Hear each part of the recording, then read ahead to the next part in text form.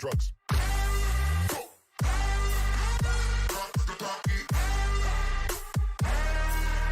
See your girl in the park.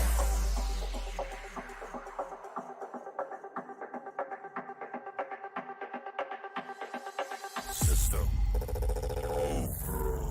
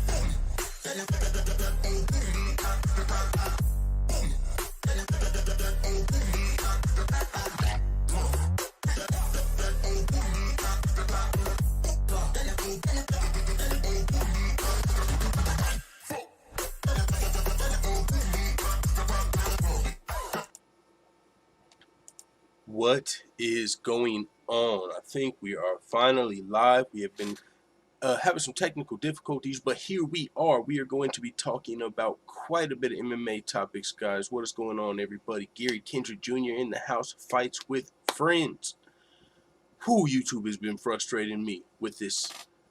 The shadow banning, man, it's disgusting. Our UFC 261 prediction video where we predicted all 3 title fights correctly got less than 100 views in a week. We've got 8,000 subscribers. We're not even touching the algorithm, let alone our subscribers. There's people that have 1,000 subscribers and their videos are getting 2,000 views, 800 views with 200 subscribers. We've got 8,000 subscribers. I'm going to pull this shit up. We're talking about this first because it really got me pissed off. We're going to talk about some MMA, but check this shit out because it's I talked to YouTube about it. They gave me the runaround. Well, your subscribers are probably more interested in other topics right now. It's like, what? No, there's channels that have less subscribers that are hitting the algorithm. You search my shit. You search full-time MMA. I've got thousands of videos. They won't pop up. And 30 videos down, maybe. Look at this shit. I'm gonna go to my channel and pull up just the UFC 261 predictions, and then we're gonna get into some MMA topics. By the way, make sure you hit the thumbs up button, the subscribe button, and the notification bell. Don't be a baby back bagel biting beta male, because you know what time it is. It's time to, I'm not even going to say that because YouTube's going to take me serious. It's time to be pissed off at YouTube. Check this shit out, man. Check this bullshit out. 98 views. UFC 261, Usman versus Masvidal breakdown and predictions. Let's just look up UFC 261 predictions. I put tags and everything. 89,000 views for the Weasel. The Weasel's fucking amazing. Alright. UFC 261 predictions. This is where we go. Like, prison beef pops up for some reason in the algorithm. Why is that here? Here's a guy, hype check. I'm cold as a lamb with no hair. If you ever see me fighting in the forest with a grizzly bear, help the bear. Help the motherfucking bear. Let's go. What's going on, Gary Kendrick Jr.? Okay, I don't know who this is. Let's check how many subscribers this guy has. Hype check. He got 7,000 views. I got 100. Let's check this guy out. 7,000 subscribers. What is up, degenerates? Welcome back. So this guy's got less subscribers than me. How do we go back? Okay. He's only got 7,000 subscribers. 7,000 views. I've got 8,000 subscribers. 90 views. Okay. The MMA Guru, 7,000 views. How much does he got? Let's see how many old subscribers this guy's got. 15,000. That's pretty good. He's got about double the subscribers. So let's say I've got half the subscribers. Should I get half the views? Nope. He got 7,000. I got a 100. And I was talking about my brother with this. You guys know why I got shadow banned? It's because I was predicting so many fights correctly based off nothing but politics, really. I wasn't going off the punches and the jab. I was showing that I could win money on fights going off of politics and damn near conspiracy shit. I wasn't going off of what the traditional predictors go off of. You know, just, oh, the X's and O's. I was picking like Henry Cejudo to beat Demetrius Johnson in the rematch, but not in the first match. Like I was predicting all type of shit that it's like, how did you call that? And I wasn't going off of X's and O's. I was going off of politics. And I was showing I started at $500 and ran that shit up to like 20,000 on the fake money bankroll. And I was showing how you can gamble risk-free. That's why I got shadow banned. That would cost the casinos and Vegas and all type of people all type of money. I got shadow banned because I was costing people some real money. I had real potential to cost people some real money. I had a lot of views. I was hitting the algorithm. They shadow banned the fuck out of this channel. Seriously, I got 100 views. Look. UFC Gambling Addict, 6,000 views. How's this guy?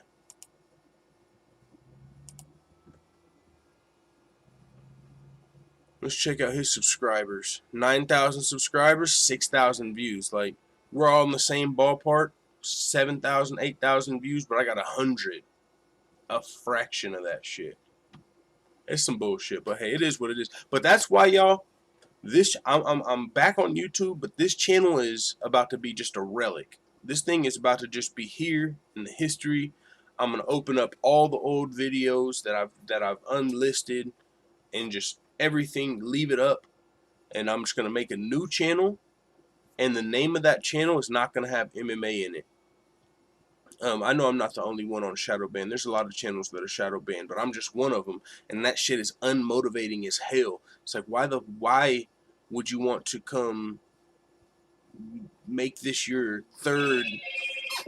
Why would you want to make this your third like job, your third hustle, your third passion, whatever it is, when you're on your path and purpose, when you're shadow banned to all hell?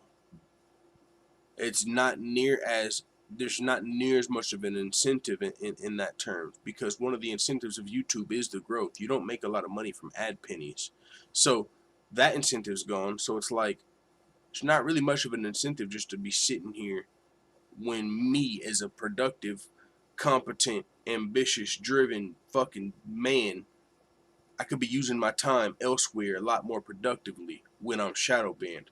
Now, if I'm not shadow banned, we can run this shit up to the moon and have fun and be entertained and all of that. But when you're shadow banned and your prediction videos are getting 90 views, it's like, why sit down and break down these fights? Wouldn't even ever think about breaking down a fucking undercard if I'm gonna get 100 views, because it's not gonna go out to the subscribers. It's not gonna go out to the fucking algorithm. You ain't gonna find no new subscribers off of that shit. That's bullshit. So, with that being said, I'm gonna talk about MMA. This is gonna be one of the. I'm doing it now because I like talking to someone about MMA. I don't know. You guys are, and we've got a family.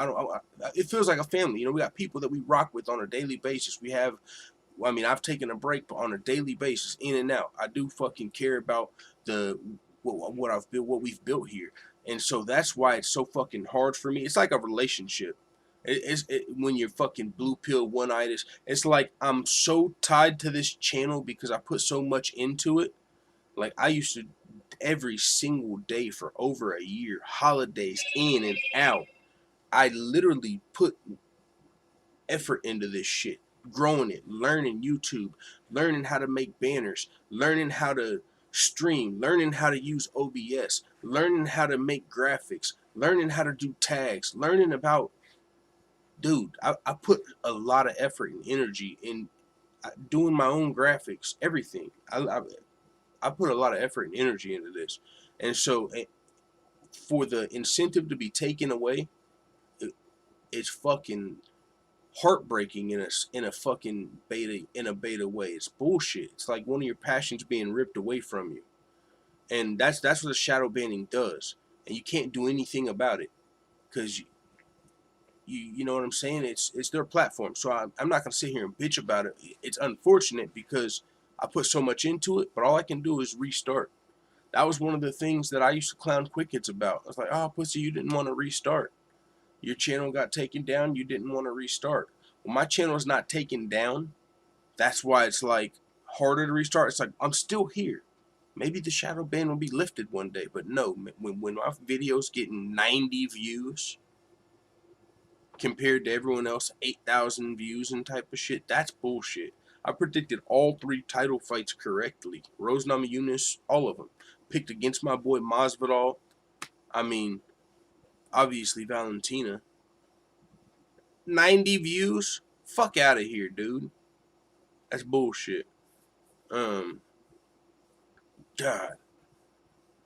And when you're shadow banned, man, you gotta question everything. You gotta, they unsubscribe people. Like if you haven't been active or something for a while, they probably just like randomly unsubscribe people. You lose like 20 subscribers a month.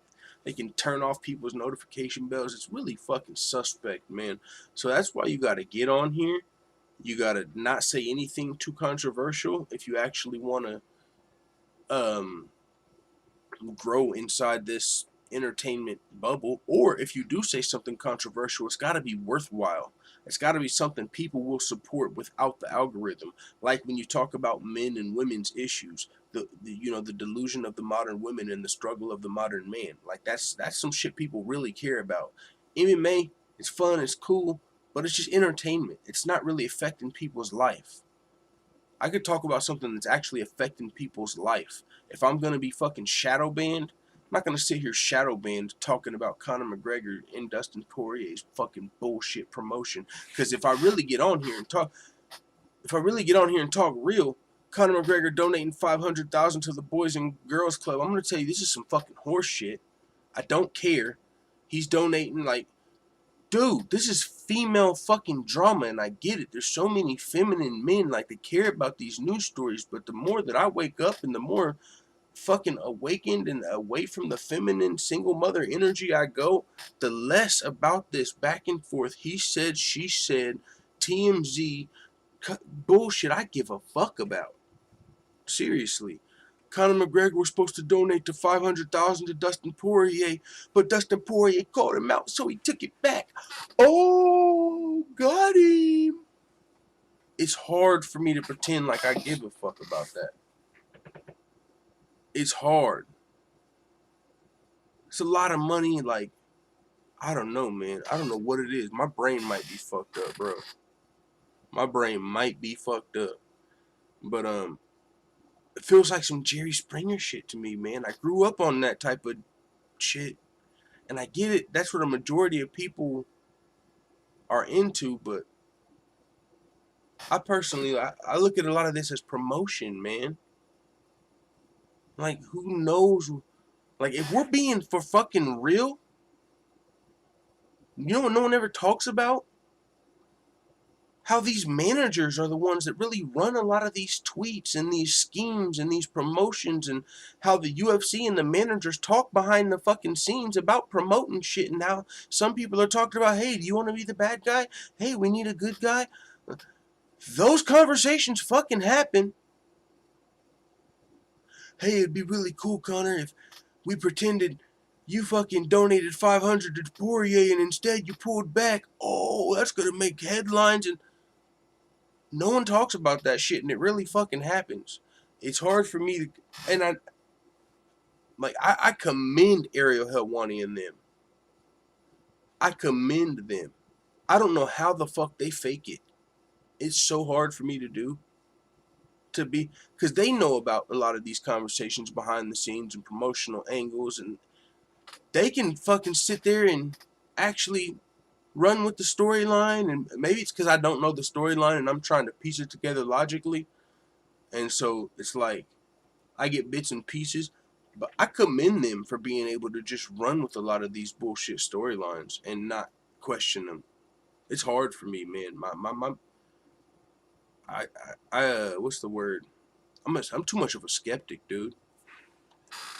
I am too much of a skeptic for the entertainment industry. That's why I shouldn't be talking about this shit. I should be talking about something real. You know what I'm saying? Someone said Quick Hits was a fraud. He wouldn't even show his face. And TubeBuddy, I used to have TubeBuddy. I canceled it because I got shadow banned. I'm like, I'm not about to keep paying some monthly subscription for something that's not gonna unshadow ban me. I used to love TubeBuddy. I learned how to use that and everything. But once I got shadow banned, I'm like, I'm not gonna pay a monthly fee. I'm shadow banned. I'm just paying a monthly fee. It's not gonna get me unshadow banned. I'm fucked. So yeah, it pays their bills and their families are happy. I get that, but so it's like, fuck, and I'm not no dude on no moral high ground. I believe maybe it's 'cause I believe in good karma, and I still kind of, I've always believed in God. Like I never grew up in the church, but it's hard. I feel like that would be selling out almost. Like I'm not above selling out. Like my mom's fucking dude. I was raised in the streets. Like get it how you live. I get that, but I would have to do something like the Schmo. I would have to come up with a whole character to if I was gonna fake it like that. I literally would have to come up with a character to play, and then I might be able to do it. But in like, so let's say you're doing something just to because it pays your bills and feeds your family. You could do other things to pay your bills and feed your family, and it's like, so should I come on here and fuck? I don't know. That seems crazy, bro. It almost don't seem worth it. But I mean, it's just difficult for me. Maybe if I could do it, I would. If I could do it, I would. If I could get on here and just be fake all the time and pretend like there was no politics and just go with whatever the UFC said. Oh, the UFC's right, man. If Dana said it, it makes sense. Like, I just can't do it. It's hard, dude. But let's fucking talk about it, dude. Let's talk about it. Conor McGregor made a $500,000 donation to the Boys and Girls Club. I mean, the thing about this is, on the surface, Conor McGregor's not broke. He does have a lot of money. Like some people were saying, he's not donating to Conor McGregor, and his ego was hurt because he questioned the money. And Conor was like, "Oh, I just dot my T's and cross my I's. I make sure I know where every red cent is going. I'm good with my money." And so now he's actually donating the $500,000 to the Boys and Girls Club, and so it's like,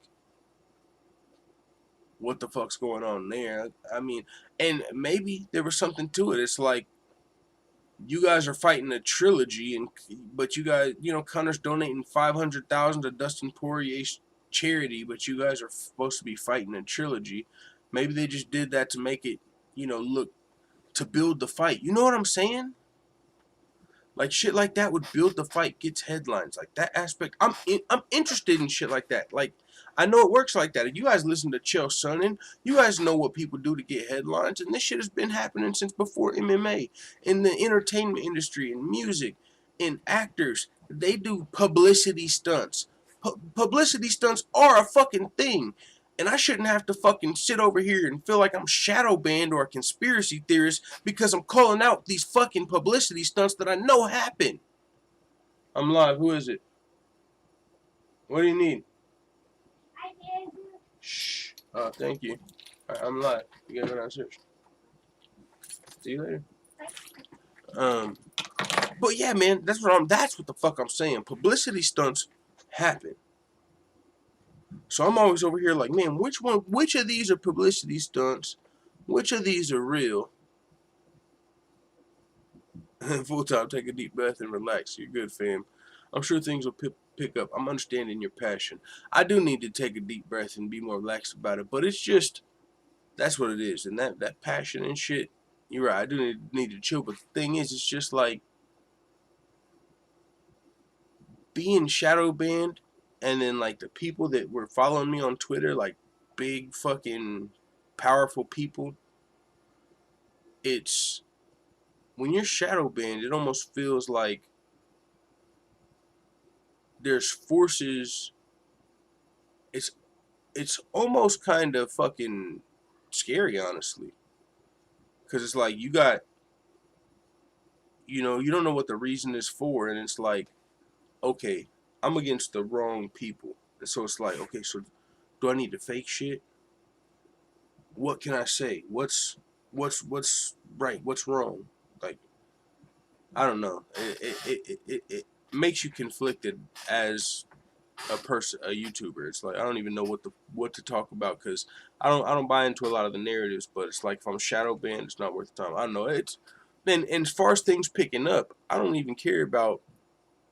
I don't need things to pick up financially anymore, because I'm fine. I'm fine financially. I got my business. I got my job. I mean, I got my girl submitting. Like, it's very it's very pleasurable. I'm very, having more money than ever, being in the gym, being in better shape than ever. I'm good. But the YouTube shadow banning, that is, I'm on YouTube right now. So it's like, right now, this is the only thing that's frustrating. When I get on here and I see my prediction videos got 90 views compared to 8,000 and stuff like that. It's one of the only things that's frustrating me right now. So yeah, I know y'all don't want to hear about that shit. A lot of y'all don't give a damn about that. But at the same time, when I first started getting shadow banned, a lot of people had never heard of it. Some people still don't know what it is. They still don't understand shadow banning. But now a lot more people have done it, and it's just more blatant than ever. So I'm like, okay, now that you guys know what shadow banning is, let me just refresh you guys' memory why I've been absent for a year. Because this. And it's like, so now that I'm about to restart the channel, whenever I'm not talking about MMA, then this is a big part of why. I don't. Essentially, I'm about to break up with. I don't want to say you guys, but if you guys don't want to watch the next channel that's not MMA, then essentially it's like I'm talking through a breakup right now, because I'm about to be fucking leaving this channel and starting anew. Someone said, now you're making me wonder if the whole bus incident was real. Dude, that's why I've been having to, all that shit. Like, they said Conor and Khabib had to fight because of the bus incident. Oh, and you gotta use the footage to sell the fight. But when it came to Masvidal and Leon Edwards, 3-piece and a soda, oh no, we can't promote that because it'll promote other people to go out and get in incidents. What? You guys just build Conor McGregor and Khabib, this whole Conor attacking the vehicle and shaking up Rose Namajunas' mental health, and lawsuits being filed and people's eyes getting glass in it, 4 people getting glass in it. This motherfucker just threw a dolly and glass, literally injured other people. And you can use that to sell a fight. But oh no, we can't let Masvidal and Edwards fight off of that situation. Why? Oh, it's because they weren't huge superstars. They weren't who. Man, all this shit, bro. All these politics. I don't like it, and it's not worth my time. You know what I'm saying?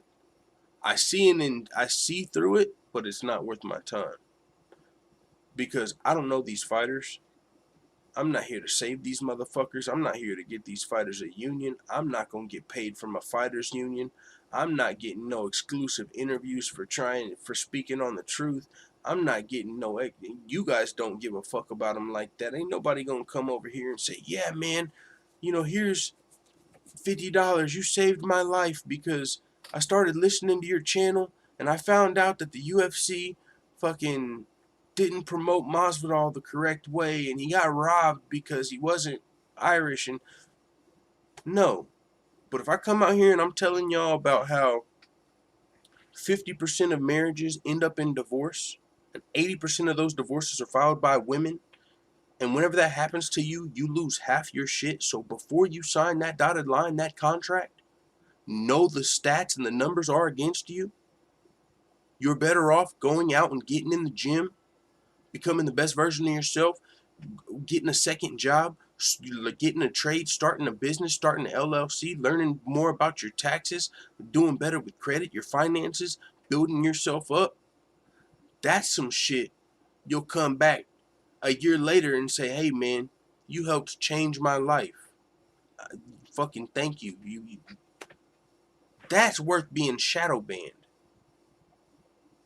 Whenever I'm showing you a video of these chicks talking about how what they do to the good guys and how, you know, they break down the dynamics of the wall and how women lose their value as they age. Shit that our mothers don't tell us because they don't want to admit that they're losing value unless they don't know it, and they damn sure wouldn't tell you it if it was true. And most of us are raised by our mothers. And if you were raised by your father, he probably was getting punked by your mom because she was a feminist. And so he was a little bitch. He was probably raised by a single mom. Just because you had a man in your life don't mean you're not a beta male. That shit is way more powerful than this stupid fucking 500,000. Oh, Usman said McGregor's on McGregor. You want to know what I think about Usman and McGregor? McGregor saying he's on PEDs. You want to know what the fuck I think?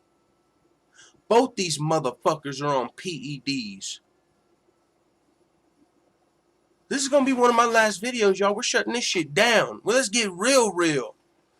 The raccoon hat's coming off, cut. Fuck this MMA shit, bro. I'm becoming a better man. I'm getting right with the Lord. I'm getting right with myself. I'm not giving a fuck about this MMA. I'm gonna watch some good fights, but I can't even believe half the shit I see. It's entertainment, man. They're putting the people on the cards they want to put on them. This shit ain't even about who's the best of the best no more. Or Carlos Esparza would be fighting Rose next. Let's just look at it, man. You want to know what Dana White said about... Listen, this is what he said about Wei Lee. Listen, man, let's fucking get to it, man. Fuck this shit. This fake-ass shit. Like I said, I'm not here to save these fighters. I'm not Captain Save-A-Fighter, so I'm not about to be on here spitting shit that these fucking dodos, can't speak on, and it's because half of them are dodos, and the ones that do got brains still can't speak on it because they're under these dudes' thumbs. What I would suggest all these fighters to fucking do: stop fighting. Seriously. Go do YouTube, Twitch, do something else. If that's all you can do, sure. If you've got a country behind you, if you've got that going for you, sure. But if you're the average Joe that's just a tough guy, don't get into the UFC, brother. You better have a country behind you or eat a dick. Seriously, go do something else. No one's making you be a fighter. And no, you don't even have to go fight for Bellator. I don't want to hear about that independent contractor. Well, then can I go fight for another? No. Go work at fucking Trader Joe's, Applebee's, be a trucker, be a salesman, be a fucking... I'm telling you right now, y'all can laugh at people that push brooms and janitorial work. That's some of the easiest, most laid back, chill, coolest shit you will ever do. And you ain't cleaning toilets, nigga. You got gloves, brushes. You ain't touching no toilets, nothing, bro. It's laid back, and you can start your own business and hire people. Bro, you become business minded. You get more physically fit. This shit's just gonna come to you, bro. But like I said, this is what Dana White had to say, bro. This is why I don't give a fuck about this shit. That division strawweight so deep with amazing fighters. Do you see a clear-cut #1 contender for Rose? Fuck fair use. I'm watching y'all's video. This is one that we're gonna have to kind of figure out what makes sense. Listen, I'll be. Oh, of course. Of course. We got to ad blocker. Obviously, the rematches, that's a fun fight. And I think a lot of people be excited about that fight. But Okay, hold on. I'm going to make sure you guys I can don't hear. make You guys fights probably for that. can't hear it that well. Let me make sure you guys can hear it better. Of the fight, but I'm just saying off the top of my head. That division strawweight so deep with amazing fighters. Do you see a clear-cut number one contender for Rose, or is this one that we're gonna have to kind of figure out what makes sense? Listen, obviously the rematches, that's a fun fight, and I think a lot of people be excited about that fight. But Man, see, this big bald head bastard. Fuck Dana White, man. Man, he's in this punk. Let me stop that. I'm not gonna go that. But I'm just saying, this dude just comes out here and says whatever he wants. These reporters ask him these questions. They don't call him out on his contradictions ever. It's literally just a, hey, Dana White, say whatever you want thing. Like, hey, Dana, the rematch, what happened here? You got Rockhold right now screaming, I deserve this. You just got knocked out in the first round. You don't deserve anything. You got to come back and earn it. And Maya earned it tonight. Yeah. So what I just played, if you couldn't hear it, if there were technical difficulties, Dana White said Wei Lee gets the immediate rematch. That's what everyone wants to see. I mean, everyone, obviously, Wei Lee, the rematch. But he told Luke Rockhold, you just got knocked out in the first round. How do you deserve anything? Wei Lee just got knocked out in the first fucking round, Dana. She only had 5 fights in the UFC. What are you talking about? Luke Rockhold at least had more than 5 fights in the UFC. Wei Lee went fight, title shot, defense, knocked out in the first round. If any fighter say anything about this, they're going to get blackballed, all type of shit. They got managers. The managers probably got to fucking suck Dana off. I mean, seriously, dude, this shit is so, that's why I don't like talking about this shit, bro. You got to pussyfoot around this shit, or you're going against the narrative, because all these fans just buy into this promotional shit. Like, so many of these people are got to be WWE fans, because they just eat this shit up. They don't question anything. And people who do question shit get fucking shadow banned. So like I said, I don't want to talk about this shit no more. PEDs, Usman, McGregor, I think whoever the fucking UFC wants to win, they can let on PEDs. You know why? Because they pay fucking USADA's bills. Hey, Jeff, we're trying to get to Africa. Why don't you let Francis Adesanya and Usman slide on the motherfucking juice this month? Wasn't there a fucking Russian doping scandal in the Olympics, man? Y'all think Khabib just got out this super technical wrestling no one's ever fucking seen? All these Russians are just coming over here, man. They ain't got no super secret shit that they were using in the Olympics. Nobody. You shut us just on top of everything. Even though Dana White pays the bills. And I might be wrong, but I'm just saying.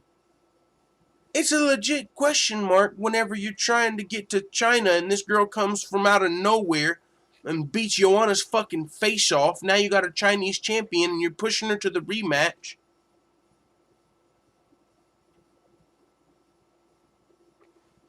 Where were all these African fighters fucking before? African champions. Dude, Africans have been in America before the last 5 years. How come they weren't making it to the top? They didn't just start digging sand mines in 2015, bro.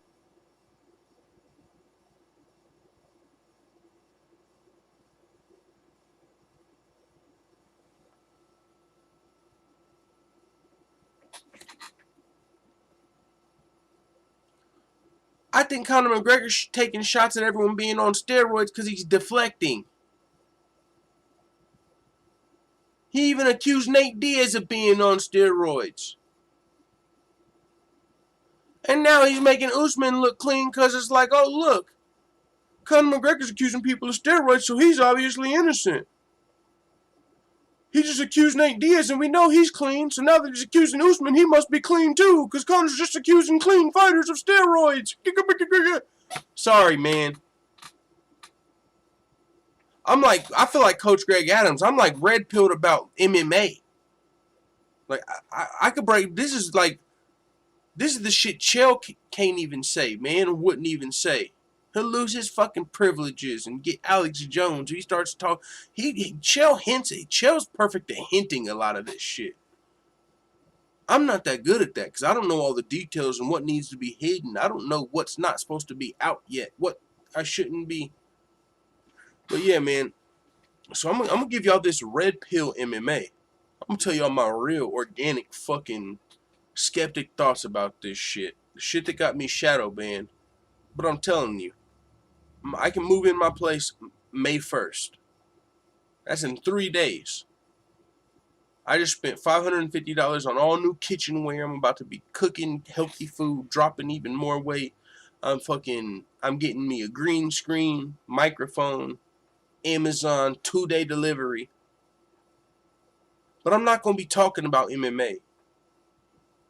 I'm grifting over to fucking men and women's issues. Just like I grifted over here. I'm a grifter. I come from the fucking streets. I come from the mud. I come from nothing. Whatever I see, if I like it, I take it. If I don't, I leave it. I spit it back out. It's survival. It's a survival instinct. That's right. I'm in fucking survival mode. So if I see something that I like, something that looks a lot more valuable, beneficial, that's where I'm going. And when you're shadow banned, this shit has no incentive at all. And the politics of this shit, man, here it is. Kamaru Usman blessed Jorge Masvidal. Kamaru Usman's a fucking loser, bro. He's not original. He's not witty. He's a great fighter, sure. Sorry, forward. But when I say he's a loser, I mean, dude, people really thought this shit was funny. He blessed Masvidal and he was super necessary. This dude's literally copying people, bro, left and right. Green Panty Night. That's the second time he copied McGregor. Blessed Masvidal. You're just copying everybody. Come up with something your fucking self, dude. You get a fucking knockout and now you're the hero of the world, the king of Wakanda. The only reason Dana gives a fuck about you is because he's trying to go to UFC in 2022. If he didn't give a fuck, he's going to Africa in 2022. If Dana White didn't give a fuck about UFC Africa, he would still be saying you're boring. He would say you knocked out a journeyman.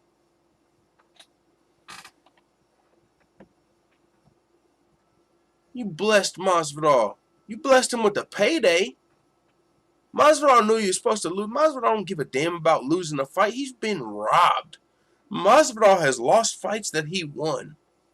You think he cares about losing to some beefed up, one of the greatest welterweights of all time? When he's making millions and he comes from the streets? You bless that man with the payday. You ain't bless him with nothing else. This shit doesn't compare to the Ben Askren knockout.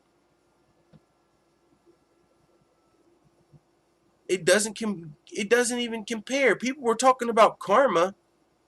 What the fuck are they talking about? These are complete opposites.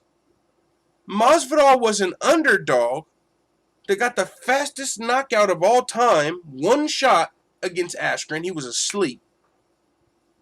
The follow-up shots were after he was asleep. It was different. Here, Usman wasn't an underdog. He was supposed to win.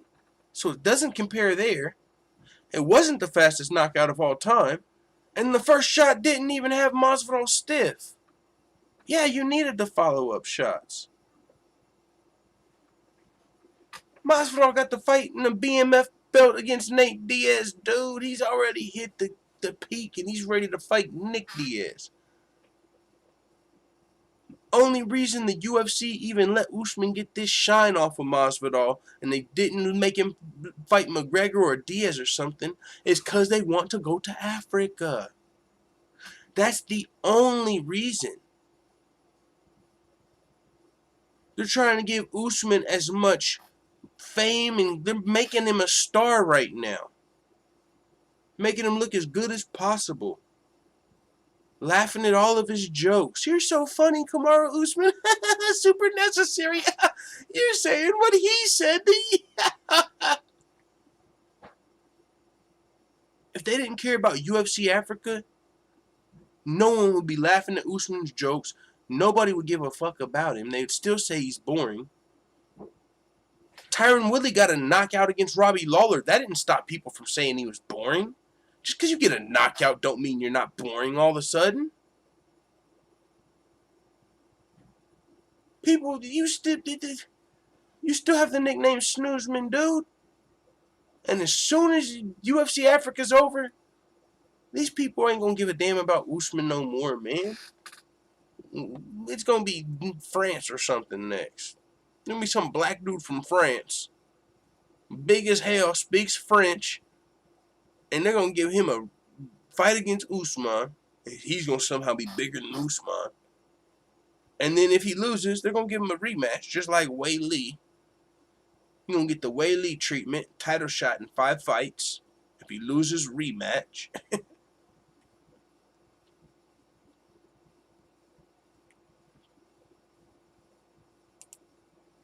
Jorge Masvidal would be interested in a bout with Nick Diaz. You want to do right for your little brother? Let's go.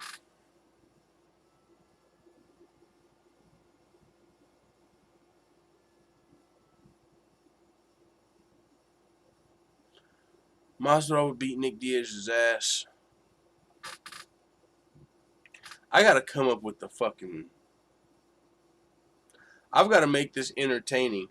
I've got to come up with like a schmo type. I got to come up with a character, bro. I've got to make this entertaining for myself.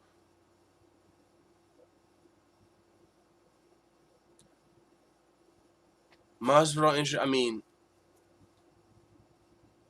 what do you want me to do, man? Tell you that Nick and Nate Diaz are brothers, and Masvidal already beat Nate Diaz's ass, and now he'd be fighting Big Brother, and how it'd be super cool, and then no matter what, win or lose, he could fight Nate again. Or do you want me to come out here and pretend that Nick Diaz has a chance? He's been off for 4 years, partying, cocaine, strippers. I don't know about strippers, but he definitely has looked high in a couple videos, and he's had coaches come out and tell him he needs to leave the drugs and the alcohol alone. He's lost like his last 4 fights in a row. Is Nick Diaz broke? It's not a competitive fight. Is Nick Diaz broke? Oh, I guess if it was a jiu-jitsu, if they get in jiu-jitsu, then maybe Nick Diaz could maybe be extra motivated and he could go KO Ken for his little brother. This would be a huge fight for the casual fans. Yeah, guys.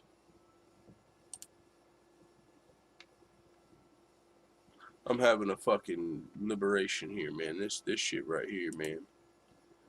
I'm gonna pass this channel to somebody who gives a fuck more. I'm gonna give it away. Someone told me that they would buy this channel from me. I wouldn't even sell it to somebody because they're shadow banned. I think I'm gonna give this channel away to somebody that's more passionate about the current state of MMA right now.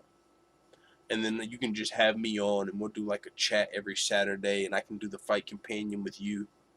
I think that's what somebody hit me up about that. Do y'all want to fucking spit? You got a minimum of 100 viewers, up to 400 viewers, fight night maybe even more. Somebody that gives a fuck about these MMA topics and wants to kind of do the TMZ of MMA thing, hit me up. I'll even send you the hat. Somebody in the full-time family deserves to be here more. And I don't want to, maybe not deserve it, maybe deserves not the word, but somebody would be more apt to do it. I don't have the motivation to do it right now. You know what I'm saying? Like, I I think that's the way we should do it. Like, one of the day ones, somebody that I know has been around for a while that actually, like, will I come back in a year or two? I mean, probably not. But I'm just saying, like, I'm sure whoever it is going to be somebody we're still going to do shit every Saturday. But Robert, he's as much of a ranter as you. Yeah, because I don't, in these censorship days, bro, I honestly don't feel comfortable, like, ranting them too much. If it's about something that doesn't matter, I don't want to just get on here and fucking talk crazy. Like, the shit that I just said, I almost feel like is too controversial, but I believe it. Half these motherfuckers are on steroids. That's what I've really been wanting to say. Maybe I should start talking like that for a while. But I can see my shit getting flagged quick, bro. The whole 8,000 subs just disappearing. If I start talking crazy like that, Nate Diaz is right, dude. All these motherfuckers are on steroids. Masvidal versus Nick Diaz. Nick Diaz has been partying. It's a money grab. Masvidal would beat the fuck out of Nick Diaz. Sorry, Diaz bros. These niggas got all the homies in the barrio to pay for. Jose. They got black friends. They got Mexican homies and family and white friends and gyms. They come from the streets. They got family to pay for. Nick Diaz can't keep letting little brother pay for anything, everything. Nick Diaz was always the alpha brother. Nate's starting to, he's starting to have them alpha vibes. Like, man, I'm paying for everything around here, Nick. When you gonna get in a fucking fight, bro? You've been doing all this damn coke and doing all this partying on my money. You go fight fucking Masvidal. Get your face punched off, dude. Money grab for Nick Diaz. Huge casual fight. That's about it. I'm not going to sit here and pretend that shit's going to be competitive. Dana White reacts to Jake Paul's UFC 261 running with Daniel Cormier. Daniel Cormier fucking ducked Jake Paul. It is what it is. It got too real for him. He's got kids that watch the shit. He wanted to put on the best foot. Daniel Cormier didn't want no smoke. Dana White don't want Jake Paul. He don't want UFC fighters seeing this Jake Paul money. He's trying to keep the big bag to himself. Can't be mad at him. He's trying to keep his hoes thirsty, essentially, bro. I don't want to say it like that, bro, but Dana White be walking around like a pimp. Do what I say, when I say it, or else there's going to be some sort of subtle punishment and discipline. And you better not have eyes for no other promotion either. Don't ask me about no boxing. Don't ask me about no Triller. Don't ask me about no... Unless it's grappling and you ain't making no money. All your money better come to Dana. In my hand. I need a piece. And you can't make too much money now, you hear?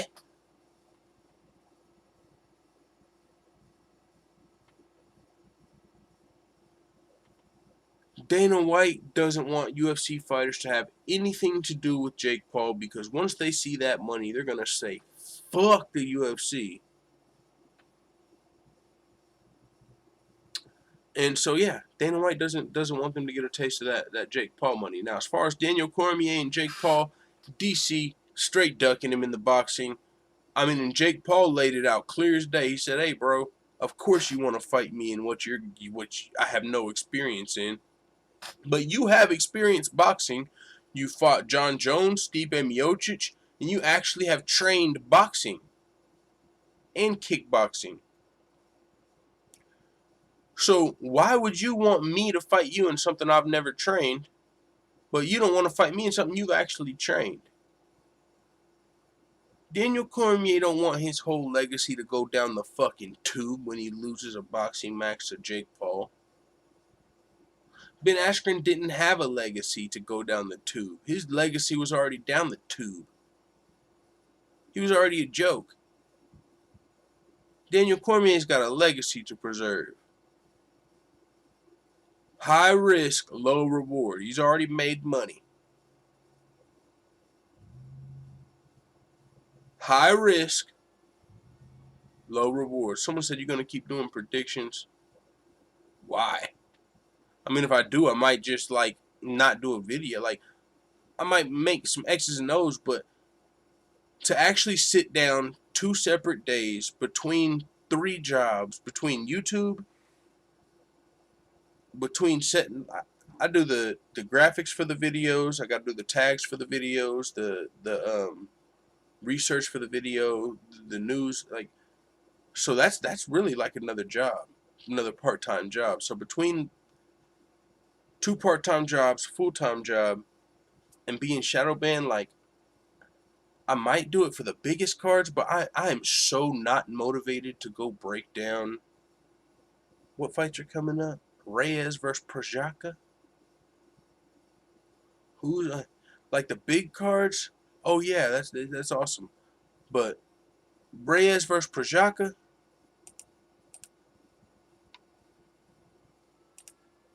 So I can get 90 views, which essentially comes out to like 2 pennies. Literally, that might be 2 pennies. So days worth of work, let's say 3 days worth of part-time work for 2 pennies. There's like no incentive for me to do prediction videos. I just do it because I've already put in so much work into this channel. It's like my baby. It's like my fucking baby. This channel's like my baby, and it just started growing like a retard arm. I just found out 2 years in that it's autistic. And it's like, I love this kid so much. Now I don't even want to raise it. No. I've never had an autistic kid. I don't know if that's how they feel. But only UFC pay-per-views should be predictions. Yeah, I might just do like the UFCs, like Joe Rogan. Only the North American pay-per-views. I might just fucking Joe Rogan this shit. Or just like only big cards. Who's on this card coming up?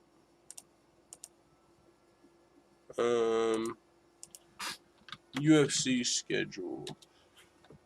Oh, I gotta go back to work today. I forgot. UFC schedule. Cub Swanson versus Giga Chikadze. I don't see guys like Cub Swanson. I don't like seeing them get their ass beat, going on 4-fight losing streaks. Like, that's the other thing. Like, if the UFC has a bone to pick with you, they're gonna throw you as straight fucking killers. Cub Swanson was on like a 4-fight losing streak, finally got a dub. Now they're throwing him in against a dude that's a serious striker. Giga Chikadze sucks at wrestling, but Cub's not going to come in here and take him down. This dude's probably going to beat the fuck out of Cub on the feet. I don't want to see my dog Cub getting pieced the fuck up like that, getting the dirty lickings. Ian Kutalaba, Dustin Jacoby, Sean Strickland, Yotko, that's a decent fight. Merab versus Stamen, that's a wrestling fight. That's good for the hardcores.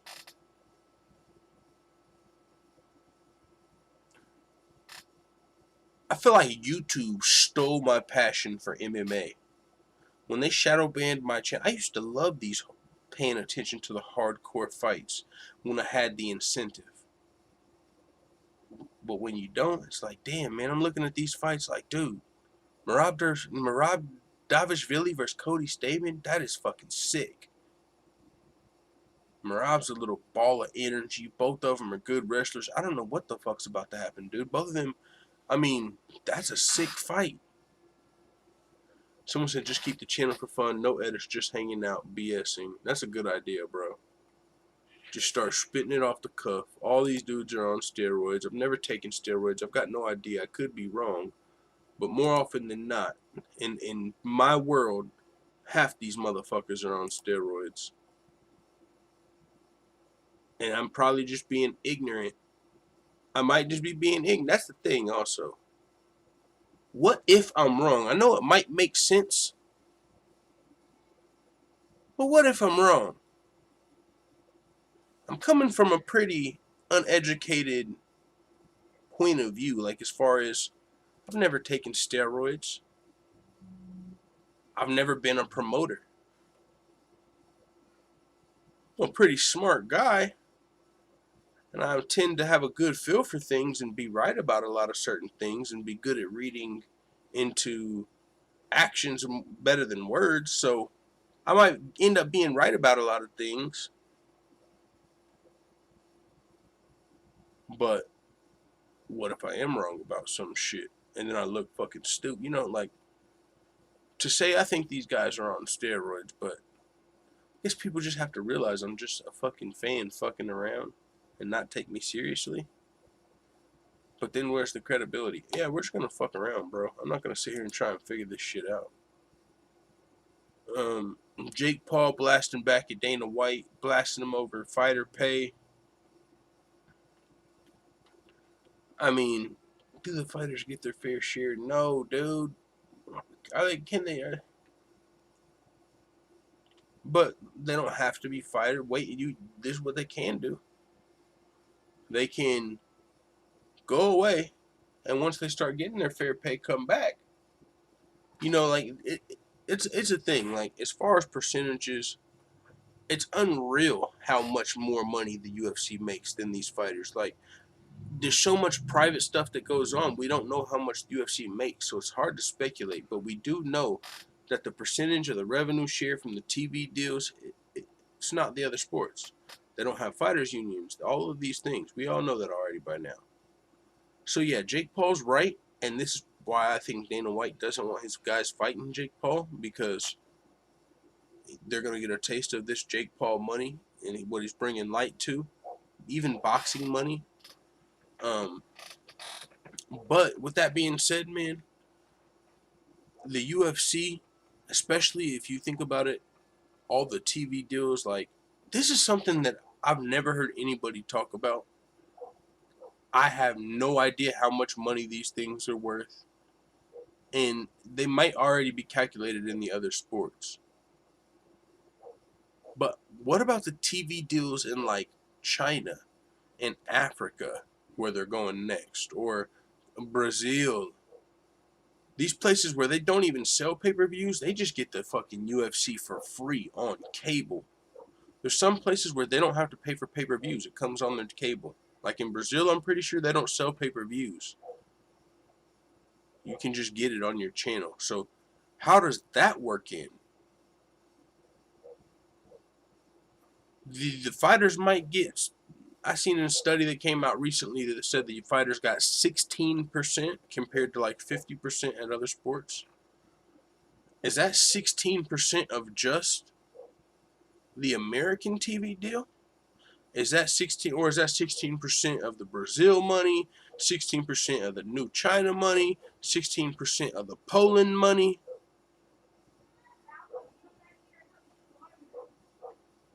And now asking questions like that, that's big money questions. That's shit that, you know, they don't want people asking. Especially some fucking idiot fan. You know what I'm saying? Like, dude, don't have the fighters asking us all these damn questions. You know, like, that's a serious question. Court case UFC payment some years back with Nate Query. That thing's been going on for so long, and if you pay attention to what's been happening since that court case, they're arguing the Ali Act, Randy Couture and all them, and the one with Kung Lee. Like, there's a lot of stuff going on behind the scenes. I think there's like a class action lawsuit, maybe, and maybe that's what the one Kung Lee and them are filing. But then there's also the Ali Act trying to get expanded to MMA. But if you look at it, bro, even though those things haven't got acted on, the UFC has been forced to do shit. They've been reacting still. If you've noticed, they've still had to give up the power that they used to have. They used to have a monopoly on all the best fighters in the game. Now, they're having to let some fighters go to, good fighters go to Bellator, some good fighters go to ONE, PFL's getting some good fighters. Like, all of these organizations are starting to actually be able to have a couple decent pieces of talent to build on. All these people are starting to be able to pay fighters more money. The UFC can't just shut these guys out anymore. So the UFC is losing a lot of the power that they used to have over fighters that people are fighting for. one of the things people were fighting for is, man, we don't have any other opportunities to fight, and we can't go somewhere else and make any the same amount of money. Now you can. But if the lawsuit started in 2005 and Bellator didn't start paying out until 2015, does that affect the lawsuit? Like, oh, look, you do have options. You can go to Bellator. It's like, yeah, but we didn't used to. Like, and when you look at all the UFC performance institutes, man, it's just hard to. I mean, Dana White, they're so performance of the art. All the performance institutes, they're building their own hotels. They're building performance institutes in all over the map in the world. The TV deals, the Dana White's mansions. I mean, compared to how broke a lot of the fighters are, yeah, the fighters are underpaid. But that's a conversation, I mean, that has been had ad nauseum. How many more times are we going to talk about it? Get a different fucking job or win the case. Like, seriously.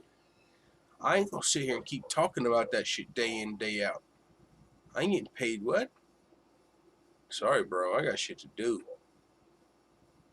I got, personally for myself. You know what I'm saying? They'll figure that shit out.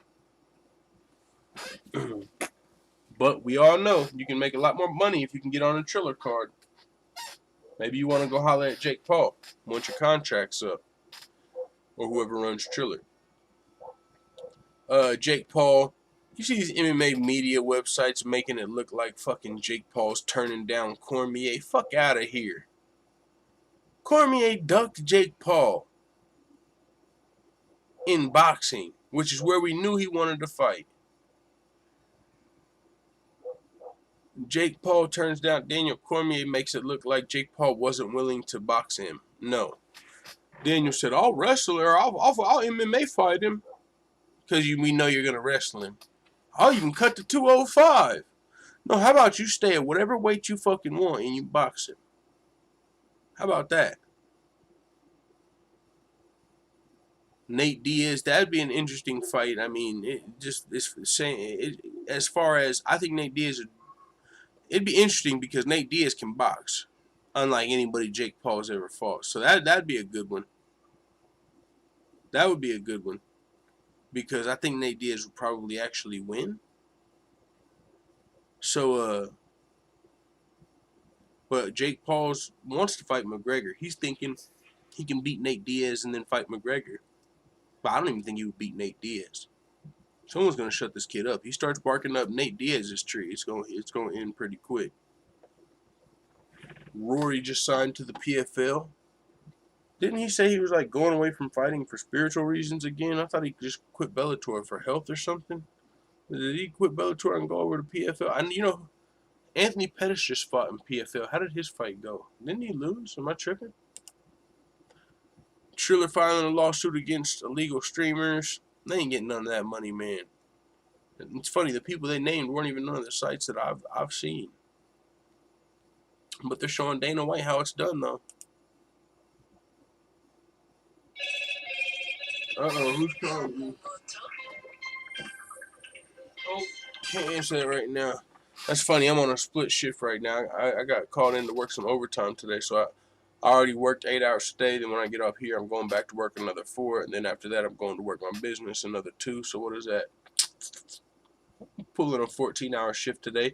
And if you count YouTube, setting up the stream, working in between, dude, I'm literally working like a fucking 16, 18-hour shift. And this is what you have to do, man. This is what you do. If you want to, you got to be. Now, I wish my YouTube endeavor was more productive. Like, if I was putting this time into my business or something, it'd probably be more productive. That's what fucking sucks. I wish this shit was just growing and hitting the algorithm like it used to, and like some of these other channels that talk about other shit do. But that's another dilemma I have. Me being a productive person, always wondering how can I be productive. I love doing this shit because I put so much into it, but it's not productive. That's the part that I have a big dilemma with. So yeah, not productive. Fucking that shit sucks. And Zhang Wei Li calls for a rematch. First statement. Like I said, you got knocked out in the first round. You don't deserve anything.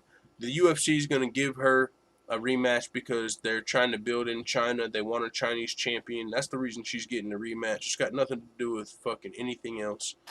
If she was Luke Rockhold, she wouldn't be getting a rematch. If she was anybody else that wasn't a big star, she wouldn't be getting a rematch. She's not even a big star. She is in China, but nobody knows. She's been in the UFC for 5 fights. 6 fights now. Certain, if the UFC wants you to be champion, you'll get a rematch. Like I said, I played earlier. Luke Rockhold doesn't deserve anything. He got knocked out in the first round. And then on top of that, I'll show you another reason she don't deserve it. Carla Esparza. She's on a 4-fight winning streak right now. And she has a split decision fight already with Rose Namajunas, the current champion. But these rankings are political too. If Carla Esparza was from China, she would be the #1 contender right now. But since she's already been the champion and she doesn't have a country behind her, she ain't getting no love. Not only is she on a 4-fight winning streak, she's beat 2 ranked opponents in the top 10. Now, Wei Li, on the other hand, has only beat 1 girl in the top 15. Carla Esparza's on a 4-fight winning streak. Wei Li just got knocked out in the first round. Carla Esparza's got way more UFC experience, so she's paid way more dues, put in way more work. She's already got a fight against Rose Namajunas. Look at all these fights. She had a round 3 submission. She submitted Rose round 3. So this would be a revenge fight for Rose Namajunas. The fight sells. There's no reason Carla Esparza is not fighting for the title right now, except for she's not Chinese. She doesn't have enough fans, enough Instagram followers. None of that bullshit Chael Sonnen says, because I love Chael. I love him to death. That's Uncle Chael. But he will even admit he contradicts himself, and oh well. We all do. But when it comes to this, Chael's just being a very good promoter. He's one of Dana's good friends, man. So Chael can come out and say Wei Li, he can give us politically correct reason why Wei Li deserves a rematch over Carla Esparza. But if you want to get down to the nitty-gritty, red pill MMA truth, the only reason Carla Esparza is not getting this title fight is because she doesn't bring a whole country with her. If she was African, 100% would be fighting for the title next. If she was Chinese, any of that shit. So, she's already got a win over Rose. She's on a 4-fight winning streak. She didn't just get knocked out in the first round like Luke Rockhold did, whatever Dana White said. He didn't deserve a title shot. So it makes absolutely no sense for fucking Carla to not be getting the title shot. And let alone, they've got Yan Xiaonan ranked above her for no good goddamn reason. It's politics. Yan's Chinese too. Like if you're in one of these, if you're from one of these countries that the UFC is looking to move into and build performance institutes, you're just going to start magically creeping up the rankings and getting opportunities. John Jones split with his management team. His management team was also Derek Lewis's management team. That was a conflict of interest. When you're trying to negotiate against Ngannou and you're trying to get $30 million or however much money, and then your own manager is like, hey, Derek Lewis, since John's asking for 30, if you ask for 5, they might take it. And now the UFC can say, hey, John, Derek will take 5. And he's like, damn, why would Derek take 5? And his manager's like, both their manager, like, conflict of interest didn't really work out there. I don't know if that had anything to do with it. John Jones, his manager, said it didn't have anything to do with the Ngannou negotiations, but maybe it did have something to do with, for all we know, the Derek Lewis conflict of interest. But either way, John Jones is split with his management team. He's also came out publicly and said that he never said, Dana White said that John Jones asked for $30 million. John said, I never said $30 million. I don't know where you got that from. His manager said that it wasn't him in the mix-up. He said John Jones been negotiating by himself. So, and if that's the case, if John Jones is negotiating by himself, then why are you paying the manager? So John Jones' manager just got the axe. Whoosh. They're mad Aljo has the belt. They are mad Aljo has the belt. That's because Aljo's not fucking Russian or African, and the Jamaicans ain't buying into him. So they want Peter Yan to get the belt because he's Russian. They're trying to make all these fucking global champions. It is what it is. If you want to... I mean, it just is what it is, bro. That's... Like, there's... I'm trying to think of any American champions that are that are actually being promoted. Heavyweight, light heavyweight, middleweight, welterweight, no. Lightweight, who's lightweight? Chandler versus somebody else about to happen, Oliveira. It was just Khabib. Featherweight, Volkanovski. Bantamweight, Aljo, but they want Peter Yan. 125 was Cejudo, but now it's Davison Figueiredo. God damn! They don't want no American champions, bro.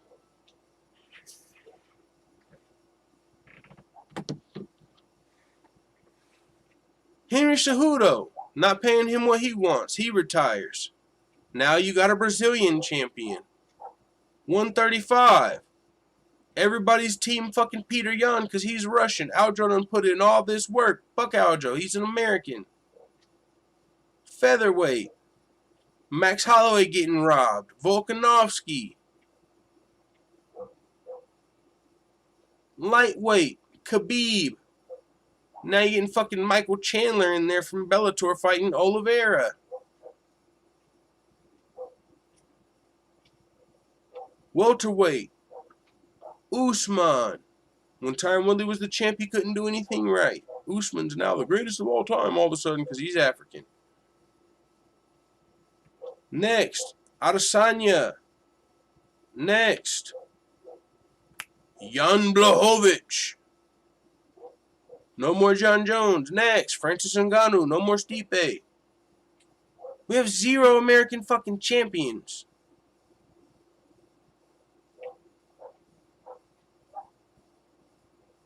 Some bullshit. And it's not just because Americans can't fight. There's American top team, American kickboxing academy, some of the greatest fighters of all time.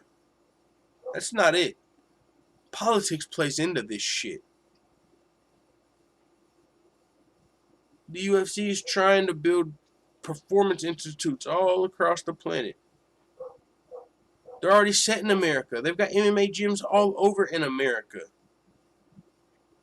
They literally have MMA gyms in fucking Tupelo, Mississippi. Fucking Derby, Kansas. Like, they have... MMA is in America. They don't need to grow it here anymore. They need to grow it in Brazil. Continue to grow in Brazil, China, Russia, Africa, Poland, Australia. Until they get a fucking MMA gym in every little city, in every little town. That's what I believe. Someone says it's all about securing markets. UFC loves to have Japanese, Korean, Chinese champ. Yeah. That's what it's becoming. So they're going to let some of their American stars go to the Bellators and the PFLs and So they can make room for these fucking foreign champions they're trying to push in. It's all about business. All about business. So for you to think you're going to come in here, some young American, oh, I'm going to be the next biggest, baddest, greatest of all time. No, you better go get a country fucking behind you. Or you better have 5 million Instagram followers, and even then, if you're American, they're going to make you lose to some foreign champion. Like Masvidal, you can get all this fame, but they're going to use that to build up a UFC fucking Africa in the end.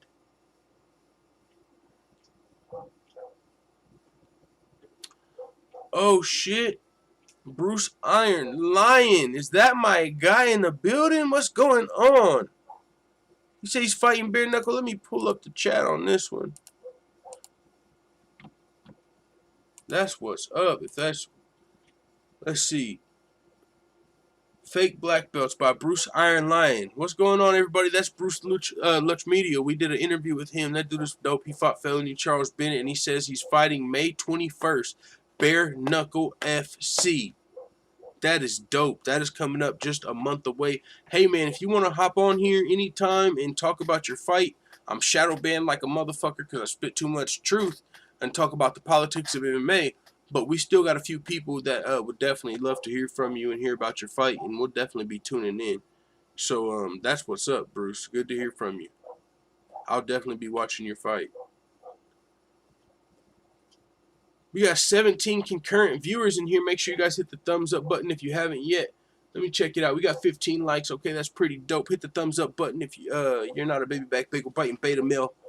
Savage Scavenger says boxing pays more. More you have, less work on why you can become an MMA fighter. Exactly. Especially if you're in America right now. You're going to get fucking probably blackballed and hard matchups and thrown to the wolves. You come over here from fucking Ethiopia, they're going to let you fight fucking cupcakes until you're fighting the number 2 contender. And then they're going to, let me show. I was going to say, they're going to give that guy some fucking water. They're going to spike his water like Nick Diaz.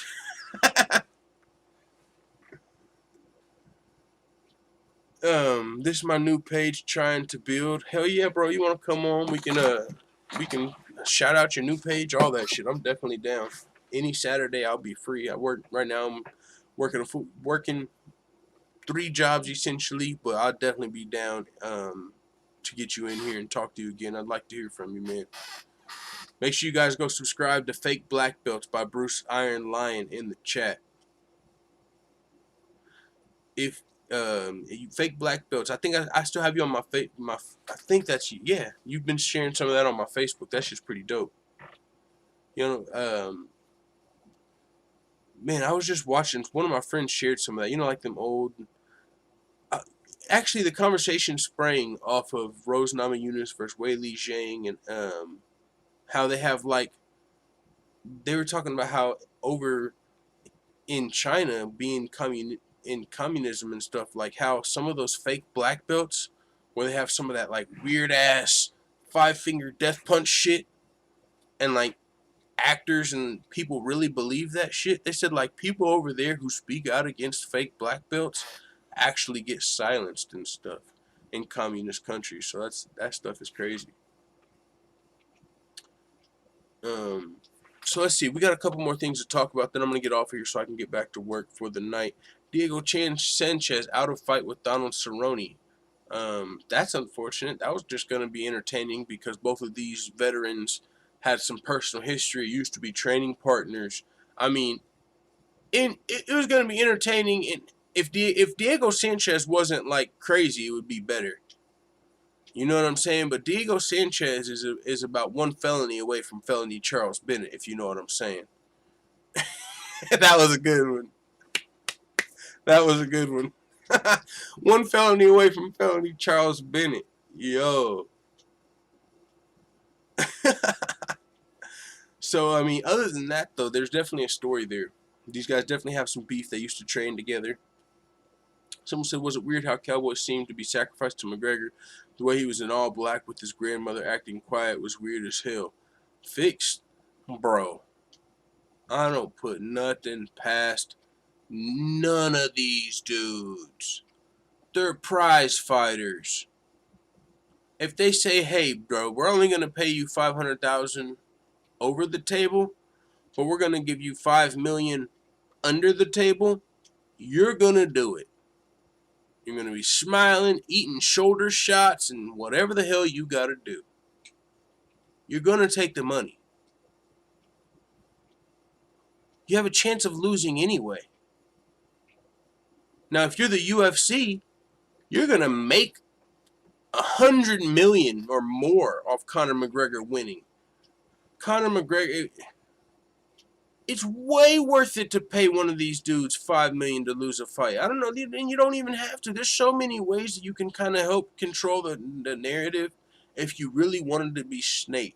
Let's say you were a really evil promoter. And now, I'm sure Dana White believes in good karma, and he goes to church on Sunday, and he's a really good person that would never screw anybody over. But let's say Dana White was a fucking snake, or any of these, powerful people.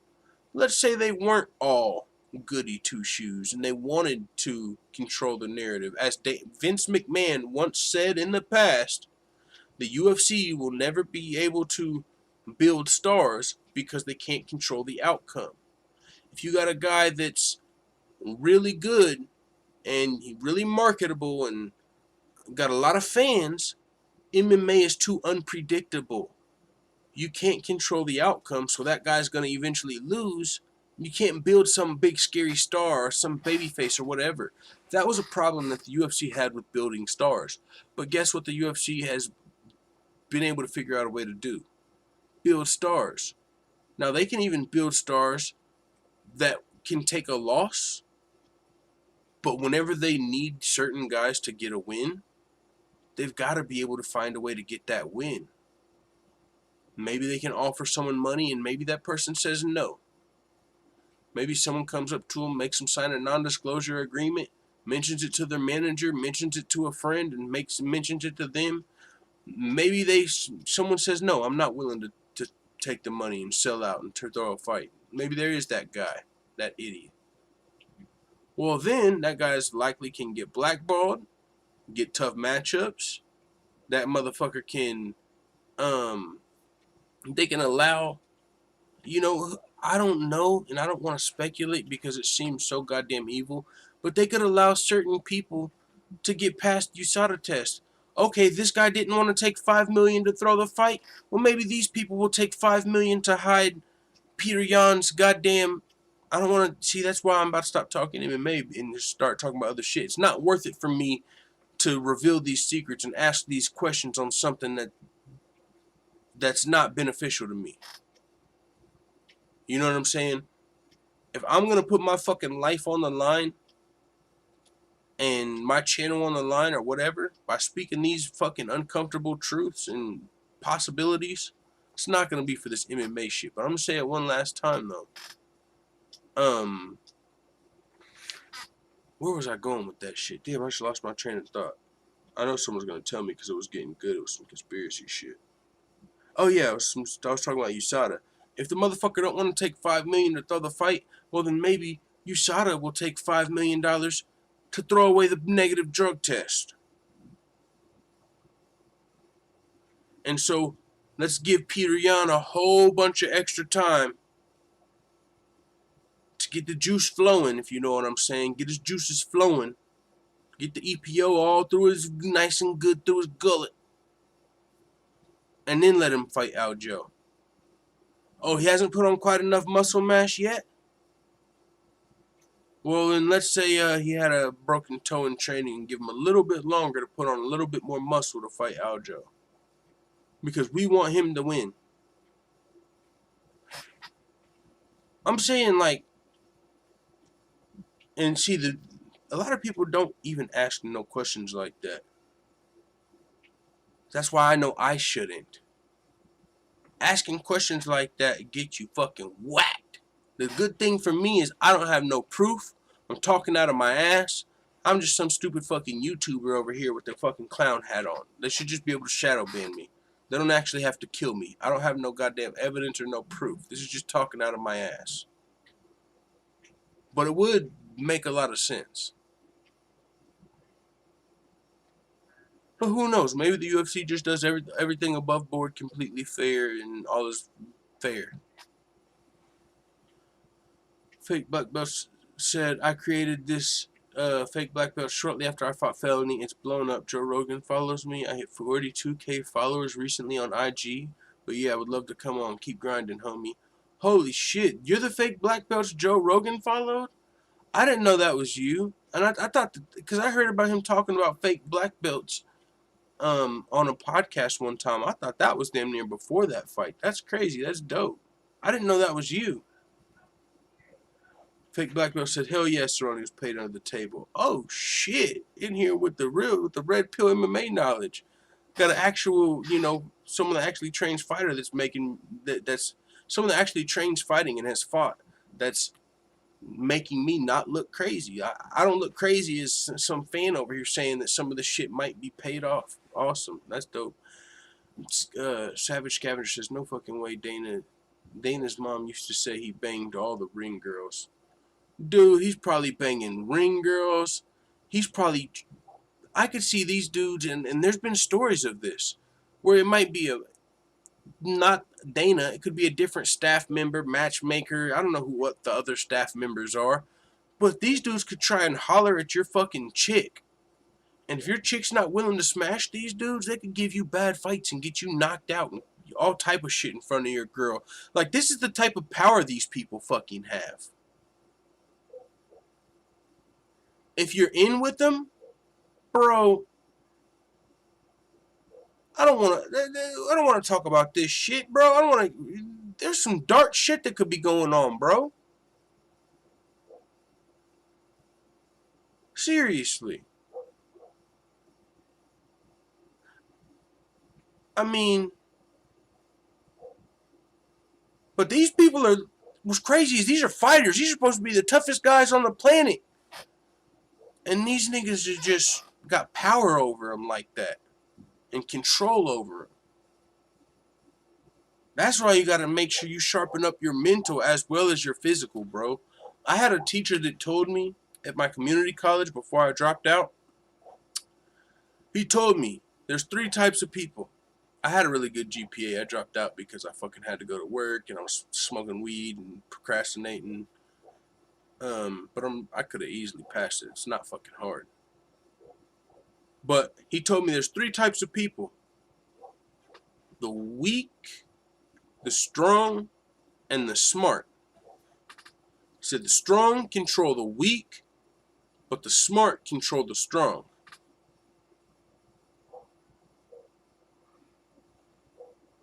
That's some real shit.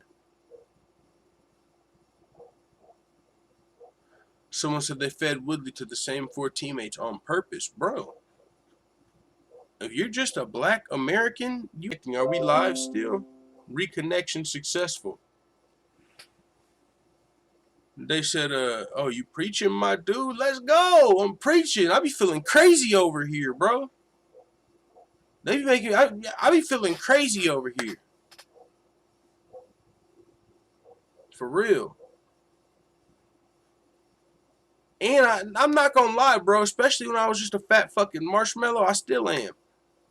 Like, I was raised beta blue pill as hell.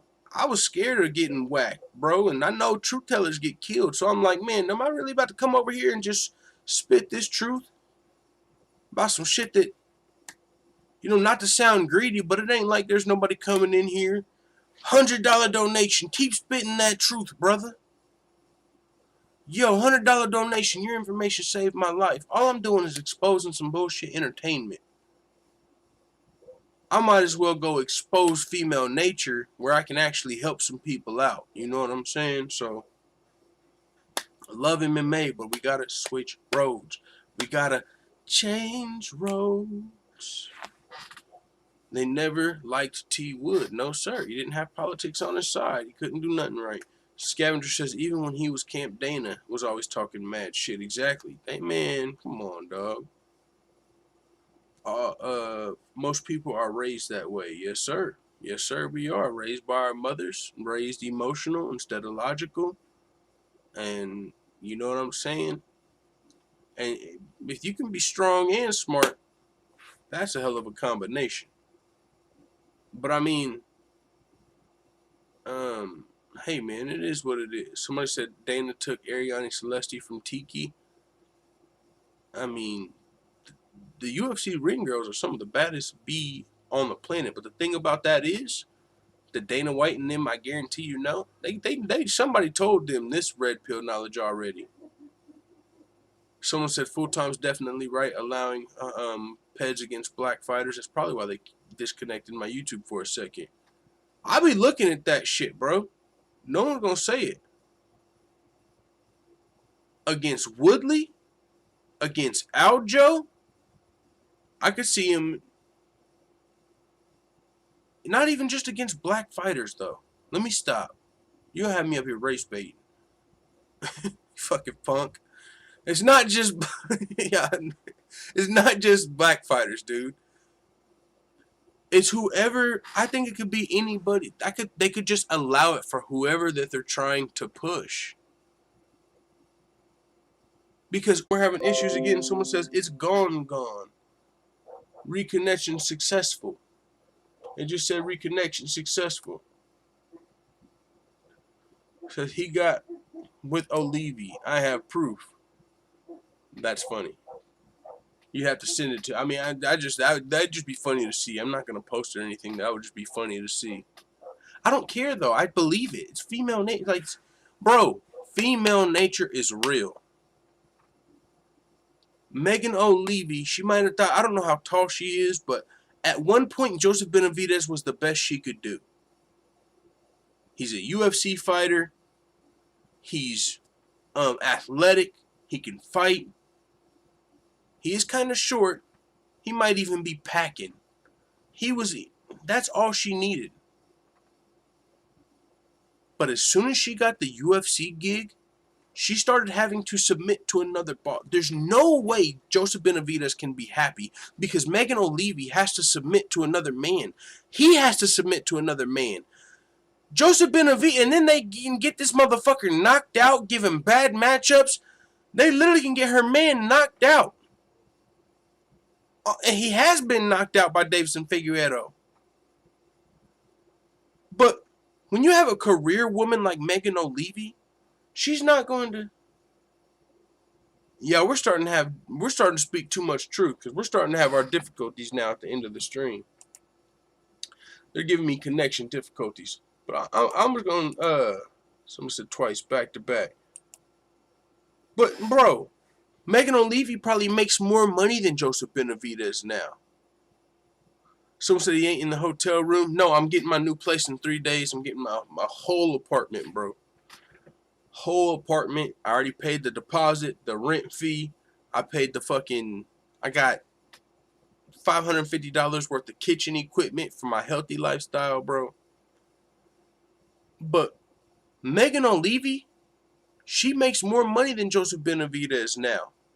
And she's touching elbows with a lot more billionaires now and bigger, bulker, other stars that aren't the Francis Ngannou's of the world. It's a woman's nature, and she's getting older. She's going to look for more security, a more lavish lifestyle. She's going to believe she deserves all of that. Joseph Benavidez is going to be being insecure. She already is a career woman, so she's not going to submit to her boyfriend. So she got to have masculine-ass energy to be focused on her career as much as she's a masculine woman. Masculine women tend to be promiscuous, looking for bigger and better. And this nigga weighs 125 pounds on weigh-ins. He might be 140 on, when he swells up. He ain't the toughest dude. He ain't making the most money. It's in her nature to monkey branch and look for someone else to wife her. The thing is, she's already married. And now that she's making more money, if they get divorced, he's going to divorce grape her. And men generally don't want to get divorced because of their ego. But Joseph Benavidez needs to dump that girl, take half of her fucking money, wait 10 years if you need to, whatever, so you can get that alimony. Because she's going to be doing all type of shit behind your back, and she's not going to leave you because she don't want to pay you half of the money. Fuck out of here.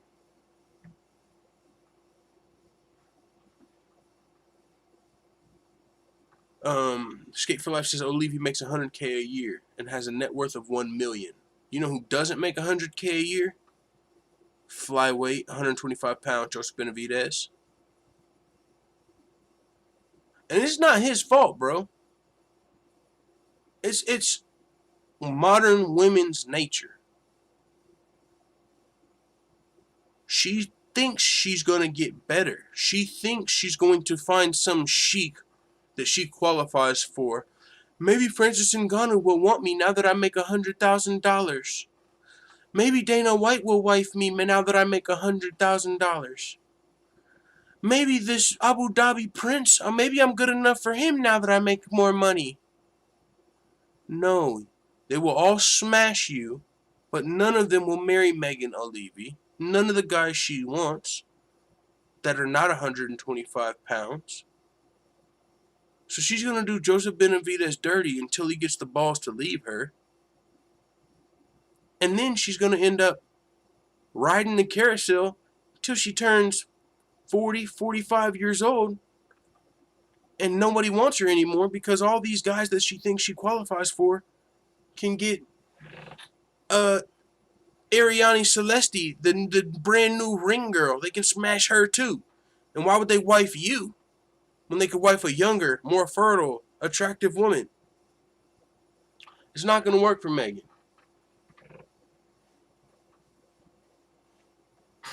Someone says Joseph Benavidez can put Megan O'Leary on child support. He needs to. He needs to. They need to put that shit on ice. Ain't no power couple. I mean, maybe they are living that life. Bro, my boy Sean O'Malley hey, I love the dude. He just made a mistake, bro. He's out here living a superstar lifestyle, and he's got money, but we've seen people with a lot more money go through a lot worse shit. Sean O'Malley's living the rock star lifestyle. He's had an open relationship with his girl since he came on the scene. She's open with him smashing other girls. They got an open relationship. So I think she can smash other dudes. Which, that's not cool. Whatever floats your boat, but that's not a submissive woman. But hey, if that's y'all's understanding, that's your understanding. So, you got an open relationship, that's fine. That's fucking awesome. But whenever you give this girl a baby, and now you go make $5 million, once she starts turning 32 years old and getting crow's feet, and starts wanting to, now you get to go out to Vegas with Welch, and y'all get to fucking bang all these hoes, but she's got to stay home with the kid, and she don't get to smash as many alphas as she used to, and you're still out here smashing all these hoes, making more money than ever. Now you're about to have to pay her half of everything, because you gave her a baby. And if you're willing to pay half of everything for that, that's fine. Or you got to be willing to take the baby on. But as far as raising a child in a two-parent home with a modern woman, American woman, that sounds like a nightmare.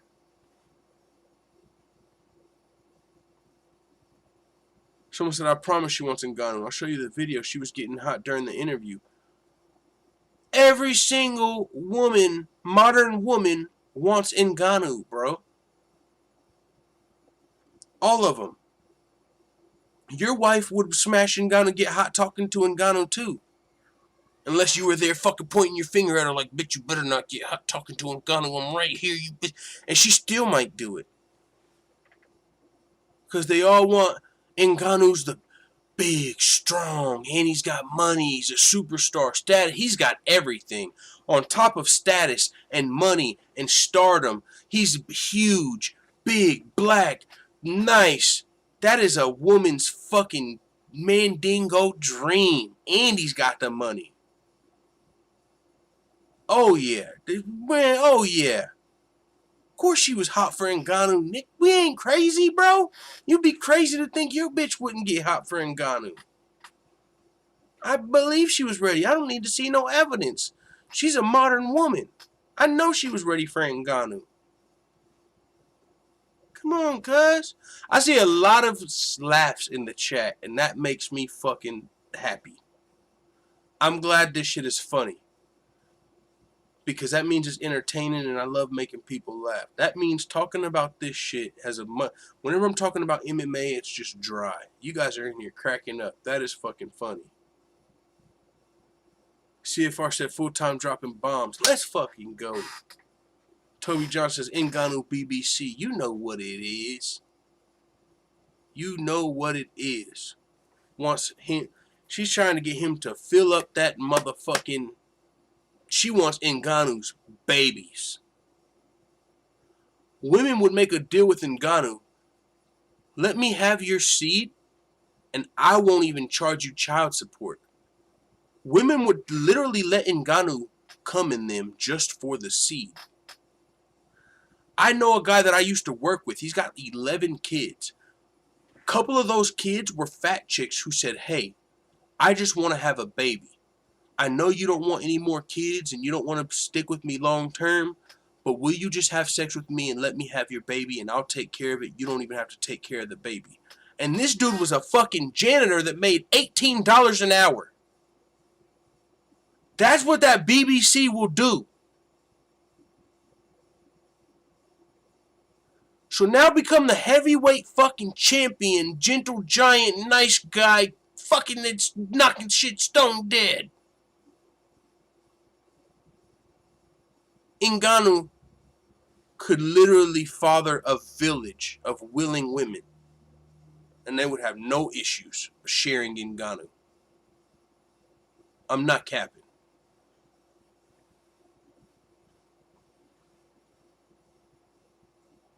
That his dick could be 16 inches long, and they know good goddamn well that thing is going to kill them. And they're going to say, I'm going to try it. I might never be able to walk again, but I'm going to try and have his baby.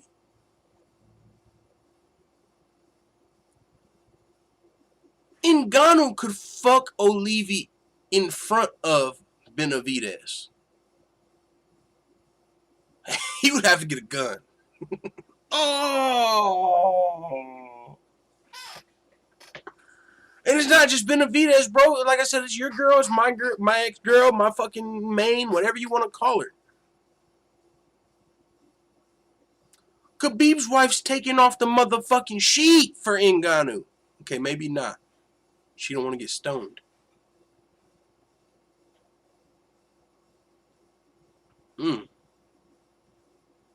And that's the end of the show for today, guys. That is the show for the day. This was what you could call red pill MMA. This was no holds barred. All these motherfuckers are on steroids. Politics are real. Levy wants the BBC. Uncut truth. This is the type of shit to get you kicked off of YouTube quick. Yeah. And so, like I said, bro, man, I didn't realize how much red pill shit there kind of was in the MMA world until we brought up Levy and the Ring Girls and Dana White. So what an awesome show. I know, what a finale. Yo. Fuck, man. I guess so. I can't let it go, man. I just got to do 2 channels. I got to do 2 channels, maybe. Someone said Red Pill MMA is the new name. Oh, should we really fucking take it there on these pussies? Should we really fucking take it there? If I name this shit Red Pill MMA, I'm gonna get whacked. Bro, I like it. Because then I could talk about red pill shit and MMA still.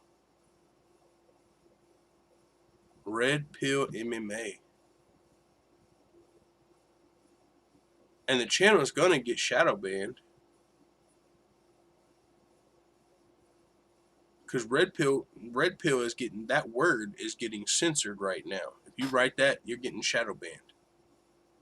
If you say it, you're getting demonetized. I don't care about the monetization. I want to grow, dog. I'm trying to do this for the people. I want to connect with the fucking people. I got a job in a business now. Red Pill MMA.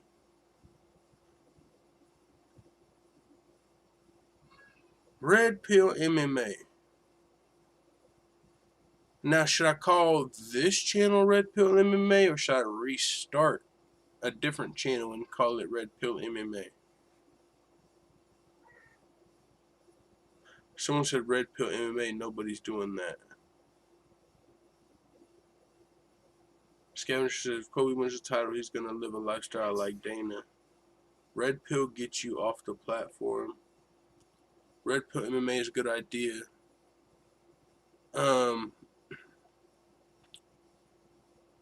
I'm thinking if don't sell out like Joe Rogan, he has no influence on the world no more. Red Pill MMA is original as fuck. I love it. You guys know who's actually Red Pill that's from MMA? John Fitch is in the Red Pill community. Create a new channel. Red Pill MMA is original. My thing is, if I name it Red Pill MMA, it's gonna get shadow banned. So why not just stick on the shadow banned channel? But okay, I'll create a new one. I'm gonna pay an artist to like do my banners and shit, because I don't got the time to sit here on fucking Photoshop and make a whole banner and all the YouTube shit. So I'm gonna pay somebody to do that for the next channel. So I'm gonna have 2 MMA channels, Full-Time MMA and Red Pill MMA. Full-Time MMA is gonna be where I fucking am fake.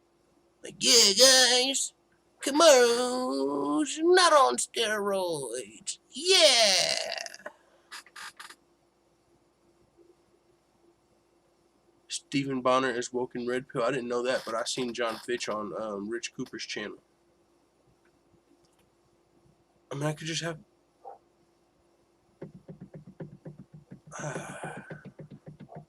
I mean, Full-Time MMA is not super branded. We've got like maybe what, 200 people in the fucking Discord that really rock with us as Full-Time MMA. I might have sold 20 pieces of merch total across the world. I could rebrand.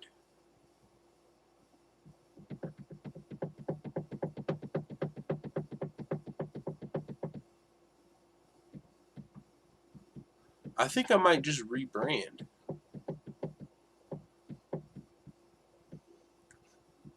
I mean, Full-Time MMA is cool. I put a lot of work in on it. But sometimes you gotta rebrand. I could just keep it Full-Time MMA and just come with a Red Pill style.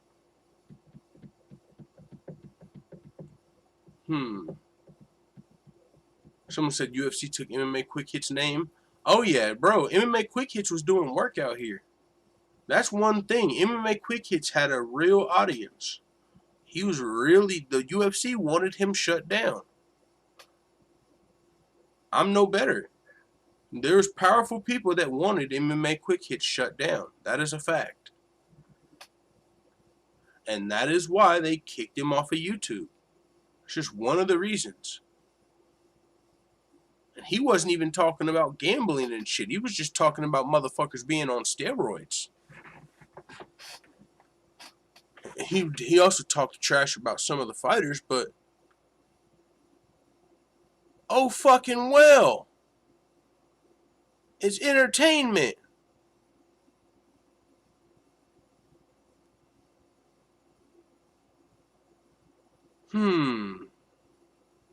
One woke channel, one regular channel. I found you from him. Yeah, no, I keep this channel up and change styles. I could do that.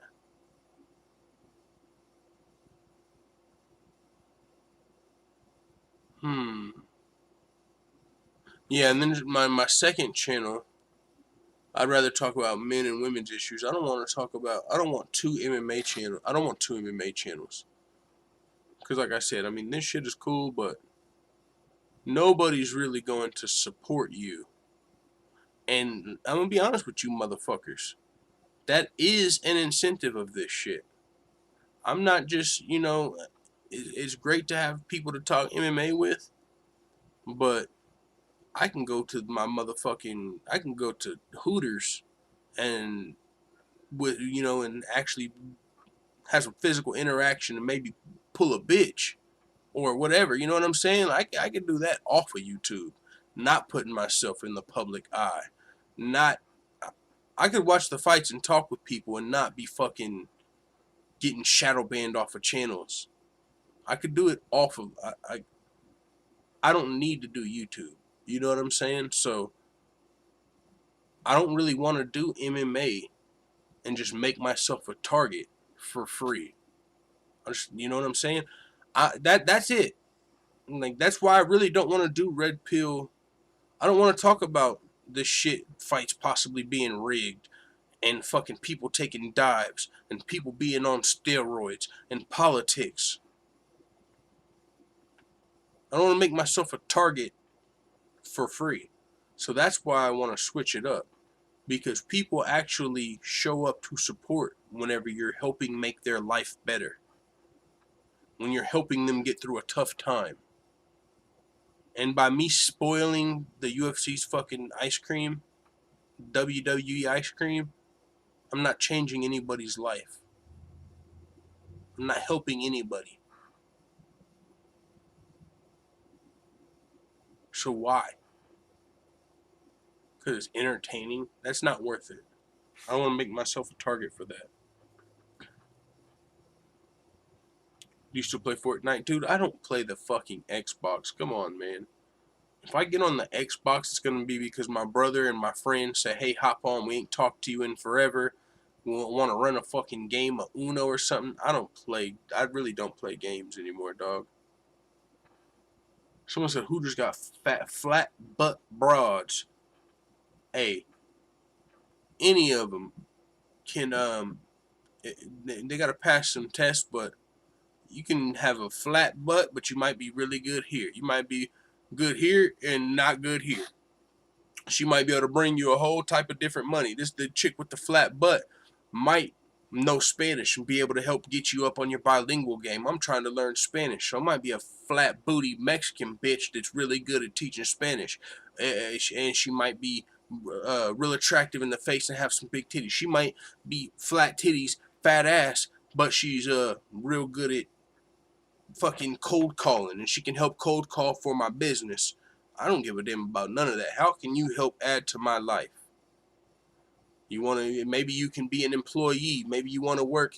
Maybe you want to get out of the Hooters lifestyle and come be a salesperson and do sales calls, or maybe you want to come do janitorial. Where you want a second job? Maybe you want a second job. I can help you out with that. How can you help me? Maybe you just want a man in your life to talk to every now and then, play the boyfriend role while you're out here living your hot girl summer life. Maybe you want to buy and help me invest in a piece of equipment for my business. I don't give a damn if you got a flat butt. Man, you better wake up. These women is out here tricking simps left, right, and center. Finessing. It ain't a game. They're getting money from these betas and these simps for feet pictures, man. And these women are just taking that money and blowing it on vacations, Chad, Tyrone sneakers, motherfucking manicures, weave.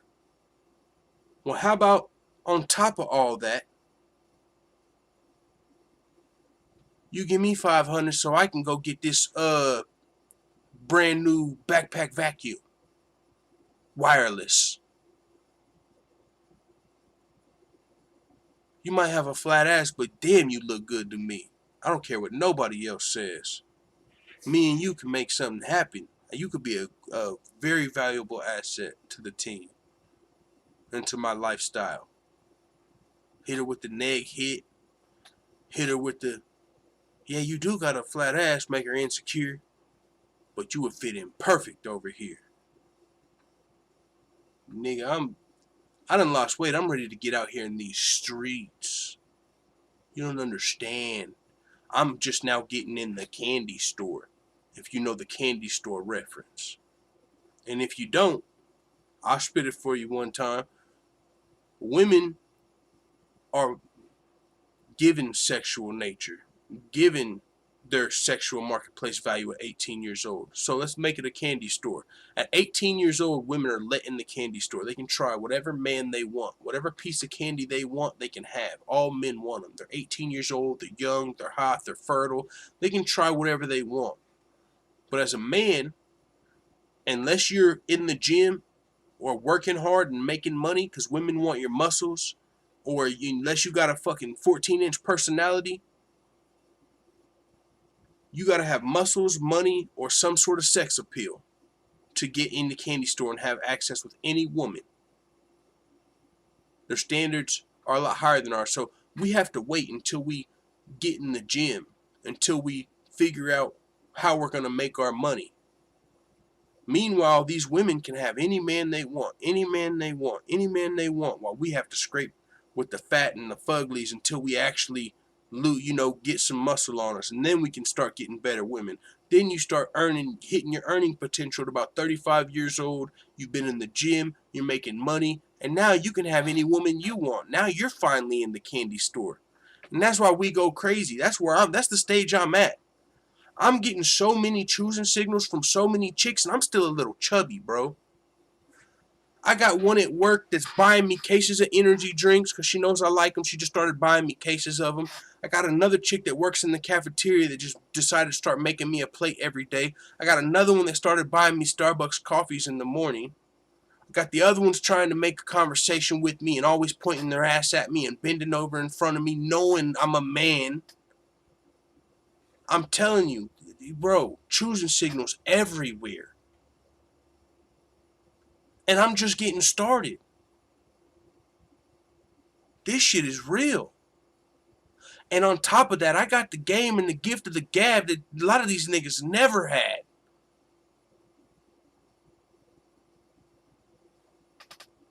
And if you got the mindset and the mentality of knowing these women are just getting all this free money that they can be funneling right to you.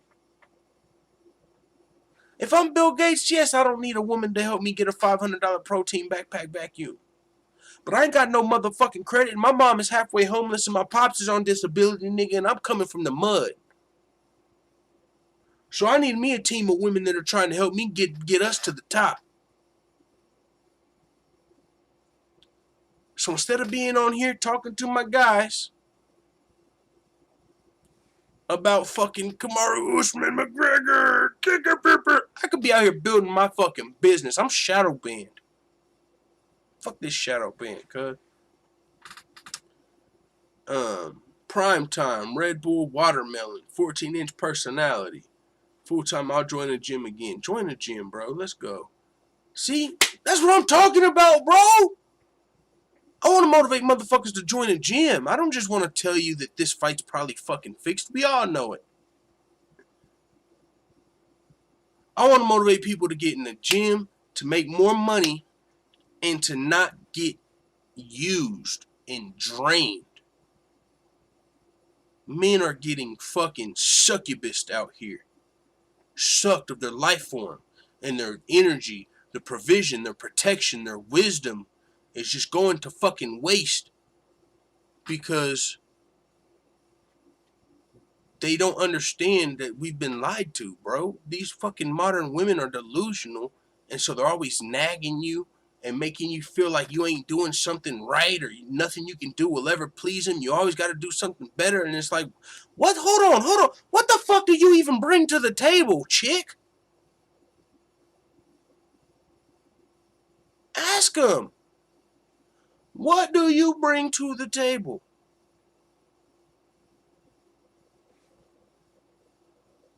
If I wasn't here, would you still be cooking and cleaning? Or would you be living in a fucking pigsty starving? So you ain't cooking and cleaning for me. You're doing that for yourself, okay? So that don't count. Sex? Oh, well, we both do that. That don't count.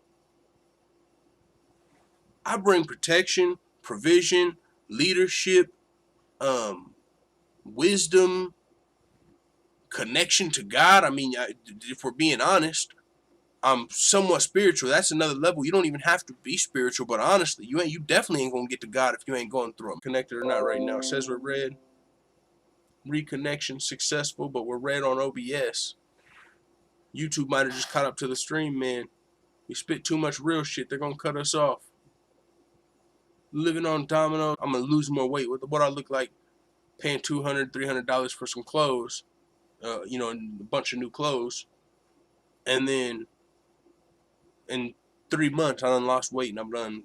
Now they're too small, so now I gotta buy new clothes. So right now I've been popping tags at the thrift store, some nice buttons up, some nice jeans and shit. So, but hey, that's really it for the stream, man. We went longer than we were supposed to, longer than expected. But hey, we had a good conversation. I'm glad I got to make y'all laugh at the end.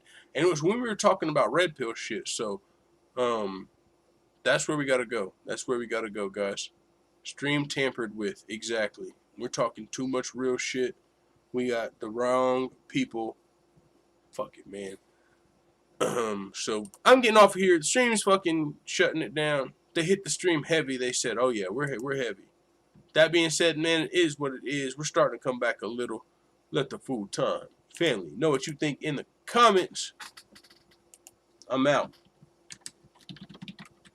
All right, I'm typing the chat real quick. All right, boys. Good talk. Stream is having a lot of connection issues now.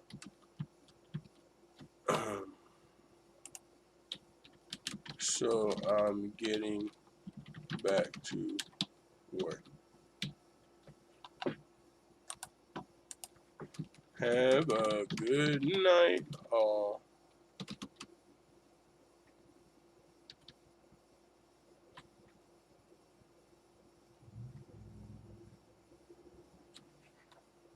Beta males out here paying for used panties. No cap. Used panties, used socks, man. Come on. We got to do better. We got to do fucking better, bro. Love you too, big dog, man. We about to get out of here. But yeah, we got to wake these betas up, man. I want to meet a motherfucker that buys feet pictures. Because, bro, you got a whole lot of problems. Dirty. Okay. We're going to get off of here, bro. That being said, it is what it is. Let the full-time family know what you think. Love you, full-time, and my man, my fam on here. Hey, I love y'all too, man. Let's fucking go. Y'all rocking with me, and I'm rocking with y'all. Let's fucking go, y'all. All right, it is what it is. I'm out, man. Red pill for life.